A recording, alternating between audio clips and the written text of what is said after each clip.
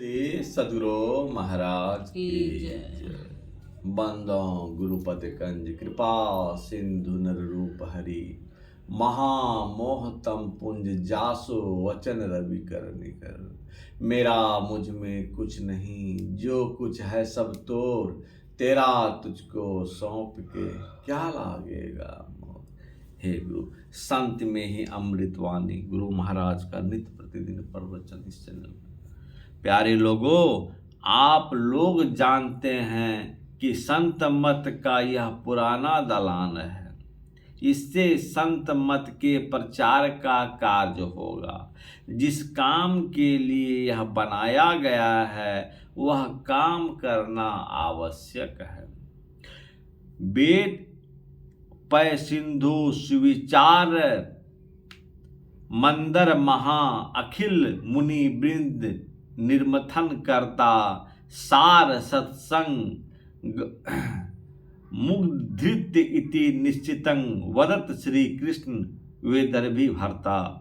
गोस्वामी तुलसीदास जी महाराज कहते हैं कि वेद क्षीर का समुद्र है, वेद ज्ञान है और सुविचार बड़ा भारी मंदराचल पर्वत है। सभी मुनि लोग मतकर सार पदार्थ सत्संग निकाल लेते हैं। सत्संग इतना महत्वपूर्ण है कि इसके लिए कहा गया है मति कीर्ति गति भूति भलाई, जब जेहि जतन जहाँ जेहि पाई, सो जानब सत्संग प्रभाव, लोकहूँ वेद न आन उपाऊं। मति सुबुद्धि यश गति और मोक्ष सत्संग के द्वारा आ जाती है। संसार में ऐश्वर्य भी प्राप्त होता है और भलाई शीतलता, ये पांचों चीजें सत्संग से प्राप्त होती है। ये पांचों वस्तु जिनको मिल जाए उनको संसार में क्या कमी रह जाएगी। वेद रूपी क्षीर समुद्र को मथकर निकाला गया है सत्संग। हम लोग मिलजुल कर सत्संग करते हैं।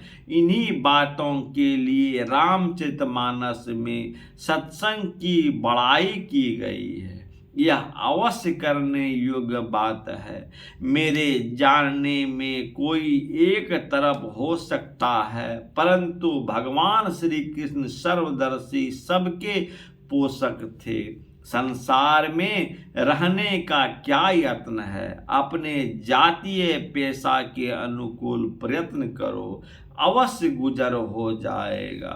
राजा की पूजा एक देश में होती है, परंतु विद्वान लोग जहाँ जाते हैं वहीं उनकी पूजा होती है।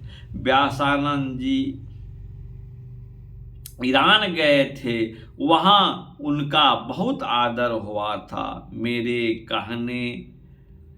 कहने का मतलब यही है कि जिस देश में जाए उस देश की भाषा भी सीख लेनी चाहिए।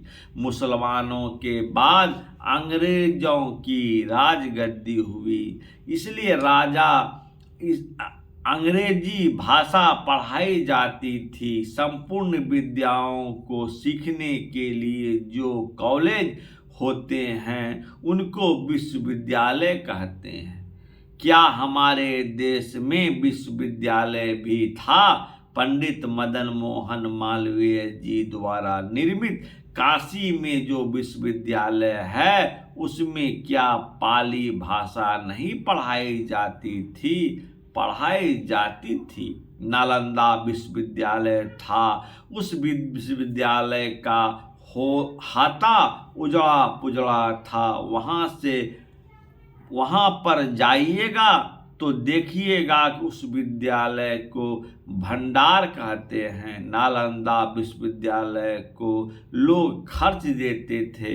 मैंने तो जाकर देखा है, भगवान बुद्ध की बाल मूर्ति भी है, काला पत्थर की काली मूर्ति भगवान बुद्ध है। जो पहचानता था पूछा यह किसकी मूर्ति है? उन लोगों ने कहा काल भैरव की है। मैंने कहा बुद्ध कब से काल भैरव कहलाए?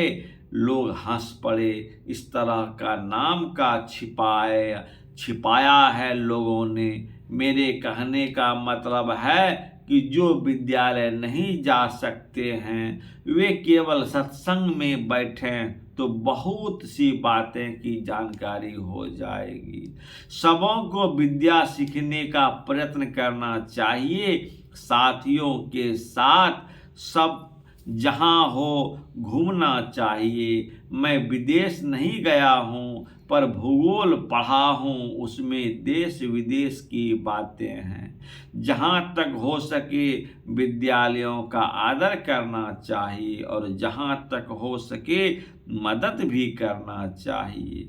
इस सत्संग हॉल में पहले हम चौकी पर बैठते थे, अब मंदिर बना है। जिसके खर्च से बना है वे बड़े पुण्य के भागी हैं। संत मत में आकर जो ज्ञान हुआ वह शांति पाने का ज्ञान है। और मतों के जैसे कबीर नानक आदि सब संत मत हैं। सब संतन की बलि बलिहारी। भारतवर्ष में संत महात्मा ने बहुत से कष्ट सहकर लोगों का कल्याण किया है। जिन कष्टों को सुनकर रोंगटे खड़े हो जाते हैं। वृत्रासुर से इंद्र की लड़ाई हो रही थी। उस जमाने में दधीची मुनि ने कहा, आप अपने शरीर का हाड़ दे दीजिए। हाड़ टूटे नहीं। उन्होंने देह पर नमक छीट छीट कर गाय से चटवाया और अपने हाड़ को दिया। इतना कष्ट सहने वाला और कोई देश में हो वह मुझे मालूम नहीं। श्री सद्गुरु महाराज की जय। आरती संग सतगुरु